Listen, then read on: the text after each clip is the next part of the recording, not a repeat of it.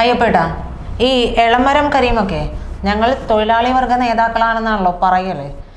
സത്യത്തിൽ അദ്ദേഹം അതാണോ? കഴിഞ്ഞ ദിവസം ഇന്നത്തെ ആ ഒരു ഇതൊക്കെ അതെ, അത് കേട്ടപ്പോ വായിച്ചപ്പോ അങ്ങനെ തോന്നിയില്ല. എനിക്ക് തോന്നുന്നത് എളമരം കരീം തൊഴിലാളി വർഗത്തിന്റെ നേതാവൊന്നുമല്ല. ഒരു തൊഴിലാളി വർഗത്തിന്റെ നേതാവാണ് എന്നുണ്ടെങ്കിൽ ആശാ വർക്കർമാരെ ഇത്ര കണ്ട് അടച്ചാക്ഷേപിച്ച് പിന്നെ ഒരു ലേഖനമൊന്നും എഴുതേണ്ട കാര്യമൊന്നുമില്ല. പ്രജിതയ്ക്കറിയാമോ, ഈ ആശാ വർക്കർമാരെന്ന് പറയുന്നത് നമ്മൾ അവരുടെ ആരോഗ്യരംഗത്ത് ചെയ്യുന്ന കാര്യങ്ങളെക്കുറിച്ച് മാത്രമാണ് നമ്മൾ ഇന്നലെയൊക്കെ സംസാരിച്ചത്. എന്നാൽ ഈ CPM എന്ന് പറയുന്ന പാർട്ടിയുടെ തിരുവനന്തപുരം ജില്ലയിലെന്നല്ല ഏത് ജില്ലയിലും നടക്കുന്ന പരിപാടികൾക്ക് ആളെ കൂട്ടിക്കൊടുക്കുന്നത് ഇവരും കൂടിയാണ്. ഈ ആശാ വർക്കർമാരും കൂടെ വന്നിരുന്നാണ് സദസ്സ് നിറയുന്നത്. ചേട്ടാ, നവകേരള അവരിറക്കി ഈ കാണുന്ന എല്ലാ സമ്മേളനങ്ങളിലും അവരെ കൊണ്ടിരുത്തിയിട്ടാണ് അവരെ സീറ്റ് നിറയ്ക്കുന്നത്. അത് ഒരു കാര്യം.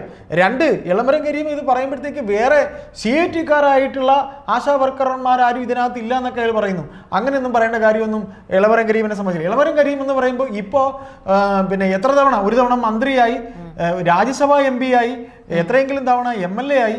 അങ്ങനെയൊക്കെ വരുമ്പോൾ അദ്ദേഹത്തിന് ഈ പറയുന്നവരുടെ വേദന അറിയണമെന്നില്ല. അദ്ദേഹത്തിന് ഈ പറയുന്ന അതായത് സാധാരണക്കാരുടെ, അതായത് പാർട്ടി നേതാവായി വളർന്ന് സാധാരണക്കാരുടെ പണം കൊണ്ട് കൊടുത്തു. അപ്പൊ കഴിഞ്ഞപ്പോഴേക്കും പിന്നെ സാധാരണക്കാരെ വേണ്ട. അതായത് CITU എന്ന് പറയുന്നത് CPM എന്ന പാർട്ടിയുടെ ട്രേഡ് യൂണിയൻ സംഘടനയാണ്, സ്വതന്ത്ര രാഷ്ട്രീയ സംഘടനയാണ്. ഈ സ്വതന്ത്ര രാഷ്ട്രീയ സംഘടനയിൽ ഈ പറയുന്ന നേതാക്കൾക്കൊക്കെ കിട്ടുന്ന വരുമാനം എന്ന് പറയുന്നത്, ഇപ്പം ഞാനൊരു തൊഴിലാളിയാണെങ്കിൽ ഞാനും കൂടെ കൊടുക്കുന്ന ട്രാൻസ്പോർട്ട് തൊഴിലാളി, പിന്നെ അല്ലെങ്കിൽ പോട്ട് പിന്നെ നമ്മുടെ കോർപ്പറേഷനിലെ തൊഴിലാളി, ഈ പറയുന്ന ആശാ വർക്കർമാരെക്കാളും ക്ലീനിങ് ജോലി ചെയ്യുന്ന മറ്റു ഇവരുടെയൊക്കെ കയ്യിൽ നിന്ന് മാസാമാസം പല പേരുകളും പറഞ്ഞ് പൈസ പിരിച്ച് പാവങ്ങൾക്ക് വീട്ടിൽ കൊടുക്കാൻ പോലും പൈസ ഇല്ലാതെ പാർട്ടിയുടെ പേരിൽ പിഴിഞ്ഞു വാങ്ങിച്ചിട്ടാണ് ഇവരൊക്കെ ഈ കാണുന്ന വാഹനത്തിലൊക്കെ പോകുന്നത്. എന്നിട്ട് ഈ ആശാ വർക്കർമാരെ കുറിച്ചൊക്കെ ഇത്രയ്ക്ക് അധിക്ഷേപിക്കാനൊക്കെ എന്ത് കാര്യം? അദ്ദേഹം പറഞ്ഞിരിക്കുന്നത് സർക്കാരിനെതിരെ തെറ്റിദ്ധരിപ്പിച്ചിട്ട്, ഈ പറയുന്നവരെ ആശാ വർക്കർമാരെ തെറ്റിദ്ധരിപ്പിച്ചിട്ടാണ് ഈ സമരം നടക്കുന്നതെന്നാണ്. അരാജക സംഘം അതിന് നേതൃത്വം കൊടുക്കുന്നത്. എന്തോന്ന് അരാജക സംഘം? ഞാൻ പറയട്ടെ, ഏതൊരു കാലത്തും വിപ്ലവം ഉണ്ടാവും. അതെപ്പോഴാണ് ആ വിപ്ലവം ഉണ്ടാവുന്നത്? നമ്മൾ മുതലാളിത്തത്തിനെതിരെയാണ്. സത്യത്തിൽ ഇപ്പൊ ഈ മുതലാളിത്തം എന്ന് പറയുന്നത് ഈ CPM എന്ന പാർട്ടി കാണിച്ചുകൊണ്ടിരിക്കുന്ന നെറികേട് തന്നെയല്ലേ? അവർക്ക് മുതലാളിത്ത ബന്ധങ്ങളൊക്കെ ഇപ്പൊ ഉള്ളൂ. നിങ്ങൾ എന്തായി പറയുന്നത്? അപ്പൊ അതുകൊണ്ട് തന്നെയല്ലേ ഇപ്പൊ അവരുടെ ഭാഗത്ത് നിന്ന് ഒരു വിപ്ലവം എന്ന രീതിയിൽ പ്രൊട്ടസ്റ്റ് വന്നിരിക്കുന്നത്. അവരുടെ മുതലാളിത്ത ഇതിന്റെ ഇതാണ് നമ്മൾ ഇന്നലെ ആ ഒരു അവരുടെ ബന്ധം, അവരുടെ ചങ്ങാത്തം മുതലാളിത്തം ഉള്ളവരുടെ മാത്രം എന്നുള്ള ഇതാണ്. മന്ത്രി വീണ ജോർജിനെ കാണാൻ അവരുടെ വീട്ടിൽ ചെന്നപ്പോ പിന്നെ അഗതികൾ വന്നാൽ ഇറക്കി വിടുന്നത് പോലെയുള്ള ഒരു സ്വഭാവമല്ലേ അവർ കാണിച്ച. അവരുടെ ഭർത്താവ് പിന്നെ വക്കീൽ നോട്ടീസ് അയക്കാൻ പോകുന്നത് അവർക്ക്. അത് പറഞ്ഞപ്പോഴേ മറ്റൊരു കാര്യം കൂടി ചേട്ടൻ ഓർക്കുന്നുണ്ടോ? ഈ നവകേരള സദസ്സിലെ പൗരപ്രമുഖരെ മാത്രമാണ് പിടിച്ച് വേദിയിലിരുത്തിയതും അത്താഴം കഴിച്ചതും. ഈ സാധാരണക്കാരെ എന്തുകൊണ്ട് അദ്ദേഹം കണ്ടില്ല? നിങ്ങൾ എന്തായി പറയുന്നത്? മുഖ്യമന്ത്രി പിണറായി വിജയൻ എന്ന് പറഞ്ഞാൽ സാധാരണക്കാരൻ എന്നൊക്കെ പറഞ്ഞാൽ ട്രംപിന് പിന്നെയും, ട്രംപാണ് ഏറ്റവും വലിയ കോടീശ്വരൻ, അതിനേക്കാളും വലിയ കോടീശ്വരന്റെ ഭാവമല്ലേ മുഖ്യമന്ത്രി പിണറായി വിജയൻ? നിങ്ങൾ എന്തായി പറയുന്നത്? അതാണ് ഞാൻ സാധാരണക്കാരനായിട്ടുള്ള പാർട്ടി പ്രവർത്തനം അവർക്ക് വേണ്ട. എന്ത് കാര്യം പറഞ്ഞാലും അപ്പൊ പറയും കേന്ദ്രത്തിൽ നിന്ന് ഫണ്ട് കിട്ടിയില്ല, കേന്ദ്രത്തിൽ നിന്ന് ഫണ്ട് കിട്ടിയില്ല. കേന്ദ്രം കൊടുക്കാനല്ല ചേട്ടാ. 2024-25 വർഷത്തില് 913.24 കോടിയാണ് ആരോഗ്യ കുടുംബക്ഷേമ മന്ത്രാലയം ഇതിനു വേണ്ടി ഇവർക്ക് വേണ്ടി നീക്കിവെച്ചത് 913.24 കോടി. പക്ഷേ കേന്ദ്രം എന്നിട്ടും അനുവദിച്ചു 938.80 കോടി. അതായത് 25 കോടി അധികം അനുവദിച്ചിട്ടുണ്ട്. അതിൽ പഴയ കുടിശ്ശിക തീർക്കാനായിട്ട് അത് 4 തവണകളായിട്ടാണ് അനുവദിച്ചതെന്നാണ് കിട്ടിയിരിക്കുന്ന വിവരം. അത് പഴയ കുടിശ്ശിക തീർക്കാനായിട്ട് 5ാം തവണയായിട്ട് ഈ പറയുന്ന ഫെബ്രുവരി 12-ന് 120.45 കോടി കൂടി അനുവദിച്ചിട്ടുണ്ട്. ഇതിൽ ഇനി എവിടെയാണ് കേന്ദ്ര വിഹിതം ലഭിക്കേണ്ടത്? 468 കോടി കേന്ദ്രം ഇങ്ങോട്ട് തരാനാണ്. കണക്ക് പൊളിഞ്ഞില്ലേ? ആ കണക്ക്, ഈ ഒരു കണക്ക് വായിച്ചാൽ മനസ്സിലാവില്ലേ? ഇതുപോലെ ഓരോ തവണയും ഈ ഞങ്ങൾക്ക് കിട്ടാണ്ട് ഞങ്ങൾക്ക് തരുന്നില്ല എന്ന് പറയുമ്പോൾ നിർമ്മല സീതാരാമൻ ആയാലും കേന്ദ്രത്തിൽ നിന്ന് ഏതൊരു മന്ത്രി ആയാലും കൃത്യം കണക്ക് വെച്ചിട്ട് ഇവരുടെ മുമ്പിലേക്ക്, സ്റ്റേറ്റിന്റെ മുമ്പിലേക്ക്, അതായത് നമ്മുടെ സ്റ്റേറ്റിന്റെ മുമ്പിലേക്ക് കേട്ടാ ഇങ്ങനെ വെച്ച് കഴിഞ്ഞിട്ടുണ്ടെങ്കിൽ പിന്നെ ഇവരുടെ വായിൽ കോലിട്ട് കുത്തി കഴിഞ്ഞിട്ടുണ്ടെങ്കിൽ ഇവർ മിണ്ടില്ലല്ലോ. എന്തുകൊണ്ടാ? ഈ പറയുന്നത് മുഴുവൻ കള്ളക്കണക്കാ. ഈ പറയുന്നത് മുഴുവൻ ജനങ്ങളെ വിഡ്ഢിയാക്കാനുള്ള കണക്കാണ്. വിചാരിക്കുന്ന പോലെ പാർട്ടി ക്ലാസ്സിൽ പറയുന്നത് കേട്ട് മിണ്ടാതിരിക്കുന്ന സഖാക്കളെ പോലെയോ അല്ലെങ്കിൽ പണ്ടത്തെ പോലെ എന്തെങ്കിലും പറഞ്ഞാലും മിണ്ടാതെ മിഴുങ്ങാതെ ഇരിക്കുന്ന ആൾക്കാരെ പോലെ ഒന്നുമില്ല. ജനം ഇതെല്ലാം മനസ്സിലാക്കുന്നുണ്ട്.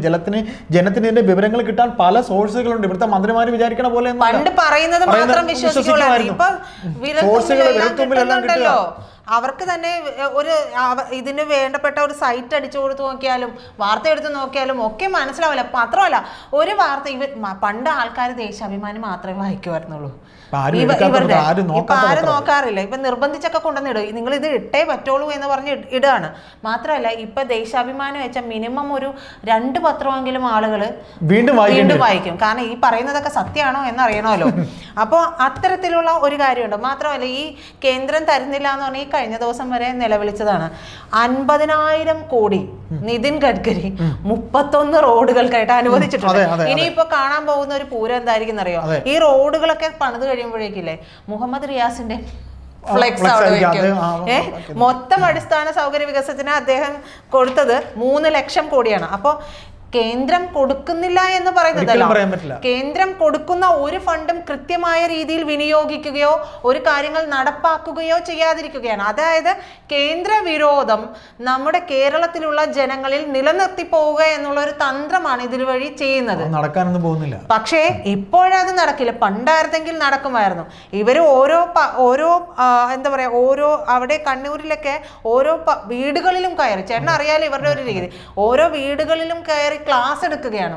നിങ്ങൾ ഇത് വിശ്വസിക്കണം എന്ന് നിർബന്ധപൂർവ്വം വിശ്വസിപ്പിക്കാൻ ശ്രമിക്കുന്ന രീതിയാണ്. പക്ഷെ അതൊന്നും നടക്കില്ല. അപ്പോൾ ഈ പറയുന്ന പോലെ ആശാ വർക്കർമാർക്ക് കുടിശ്ശിക കൊടുക്കാനുണ്ട് എന്നൊക്കെ പറഞ്ഞിട്ടുണ്ടെങ്കിൽ ഇത്തരം വിവരങ്ങളൊക്കെ പൊതുജന സമൂഹത്തിലേക്ക് പല രീതിയിൽ എത്തപ്പെടുന്നുണ്ട്. നമ്മൾ പറയണമെന്നില്ല, എത്രയോ സോഴ്സുകൾ വഴി ഇവർക്ക് ലഭിക്കുന്നുണ്ട്. അതുകൊണ്ട് ഇവരുടെ ഈ കണ്ണടച്ചു വെച്ചിട്ട് പൊട്ടന്മാരാക്കുന്ന പരിപാടിയൊന്നും ഇപ്പോ ഇനിയൊന്നും ജനങ്ങളുടെ മുന്നിലേക്ക് പോവില്ല. അല്ല, അതായത് ഇളമരം കരീമിനോട് പത്രപ്രവർത്തകർ ചോദിച്ചു ഇവരുടെ ശമ്പള വർധനവിനെ കുറിച്ചും ശമ്പള വർധനവിനെ കുറിച്ചും മറ്റവരുടെ ഓണറേറിയത്തെ കുറിച്ച് ചോദിച്ചപ്പോൾ പറയുന്നറിയോ, ഇവർ ആരെയും തന്നെയും എംപ്ലോയ്മെന്റ് വഴിയോ അല്ലെങ്കിൽ PSC വഴിയോ എടുത്തിട്ടുള്ളവരല്ല, അങ്ങനെയുള്ളവർക്ക്. അപ്പം ഞാൻ ചോദിക്കട്ടെ, ഇവർ ഇങ്ങനെ എംപ്ലോയ്മെന്റ് വഴിയും PSC വഴിയും എടുക്കാത്തവരല്ലാത്തവരെയൊക്കെ ഇവരുടെ തന്നെ പാർട്ടിയുടെ ആൾക്കാരായിട്ട് എത്രയോ, ഇപ്പം കിഫ്ബിയുടെ ഉദ്യോഗസ്ഥന്മാർ എംപ്ലോയ്മെന്റ് വഴി വന്നതാ, അല്ലെങ്കിൽ PSC വഴി വന്നതാ, അല്ലെങ്കിൽ ഓരോ സ്ഥലത്തും ഇപ്പൊ PSCയുടെ റാങ്ക് ലിസ്റ്റിൽ ആൾക്കാരുടെ പേരിങ്ങനെ കിടപ്പുണ്ട് കാലാവധി കഴിഞ്ഞിട്ട്. അതിനൊന്നും പുറമെ ഇവരുടെ മാമനെ, മച്ചമ്പിയെ, അനിയന്റെ മോനെ, ചേട്ടന്റെ മോനെ, ഇവരെ പാർട്ടിക്കാരനെ, ഇവരെയൊക്കെ എന്താ ഇവർ പറയുന്നത്, എന്ത് വ്യവസ്ഥയുടെ അടിസ്ഥാനത്തിലാണ് അവർക്ക് ജോലി കൊടുത്തിരിക്കുന്നത്? അപ്പൊ ഈ പറയുന്ന പോലെ നമുക്കൊന്നു മാത്രമേ പറയാനുള്ളൂ. ഈ പറയുന്ന ആശാ വർക്കർമാർ ഇങ്ങനെ കയറി ഇറങ്ങി പല വീടുകളിലും കയറി ഇറങ്ങിയൊക്കെ നടത്തുന്ന സർവേയുടെ ഫലമായി ലെപ്രസി ഇന്ന് പഴയതുപോലെ കേരളത്തിലുണ്ടോ? ഇല്ല. അതുപോലെ TB ഉണ്ടോ? ഇനി നിങ്ങൾ നോക്കിക്കോളി, ഈ പറയുന്ന 15 ദിവസം കിടക്കുന്നില്ലേ, ഇനി ഇതിൻ്റെ ഒരു ആഫ്റ്റർ എഫക്റ്റ്, അല്ലെങ്കിൽ 15 ദിവസം ആയിട്ടുള്ള ഒരു മാസം ഈ സമരം നിന്ന് നോക്കട്ടെ. അവർ ജില്ലകൾ തോറും അടുത്ത സമരം നടത്താൻ പോവുക.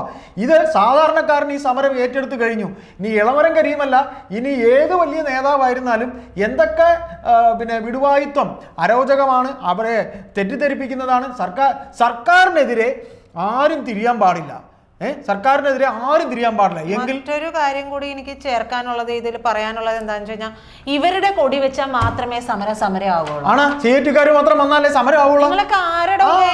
ഇവര് CIT-കാർ വന്നാലേ സമരം ആവുള്ളൂ. അതാണ് അവര് വെച്ചാൽ മാത്രമേ സമരം ആവുള്ളൂ. അതൊക്കെ പണ്ടാണ് സാറേ, അതൊന്നും ഇവിടെ നടപ്പാക്കില്ല. അങ്ങനത്തെ എന്താ പറയാ മിഥ്യാസ്വപ്നങ്ങളൊന്നും ഇനി പാർട്ടി കാണാൻ നിൽക്കണ്ട എന്നുള്ളത് കൂടി എനിക്ക് പറയാനുണ്ട്. അരാജകത്വം, അരാജക സംഘടനകളാണ് ഈ സമരത്തിന് നേതൃത്വം കൊടുക്കുന്നതൊക്കെ പറയുമ്പോൾ CITU ഏത് സംഘടനയെ പെടും എന്ന് നമുക്ക് ചോദിക്കേണ്ടി വരും. അതെ.